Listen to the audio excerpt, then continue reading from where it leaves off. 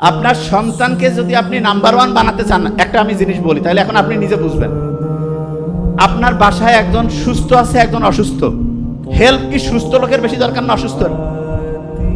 এটা কি কঠিন কাজ? কার দরকার? অসুস্থের। একজন নাম্বার পাইছে 80 আর একজন 40, পড়াশোনায় অসুস্থকে 40। এরা ভালো উত্তর দিচ্ছে, ভেরি নাইস। 40 হচ্ছে অসুস্থ, তাইলে সেবা শুশ্রূষা কি 80-র বেশি দরকার না 40-এর?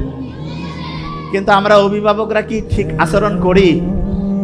এই যে স্টুডেন্ট বলতেছে নো, তার মানে দেখা যায় 80 পাইলে কয় খুশি আর 40 পাইলে বেজার। তাইলে আসলে কি অভিভাবক হিসাবে আমি আমার কাজটা ঠিক করতে পারছি? এই জন্য দেখেন ইসলাম দেখেন কি অসাধারণ। ছোট্ট শিশু নাম্বার কম পাইছে, তাকে উৎসাহ কি কম দেওয়া উচিত না বেশি?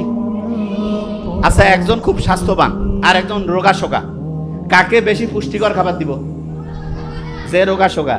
তাহলে যে নাম্বার কম পাইছে তাকে কি বেশি উৎসাহ দিতে হবে না কম? বেশি উৎসাহ দিতে হবে।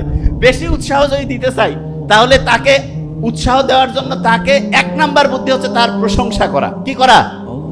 প্রশংসা। কিরকম প্রশংসা?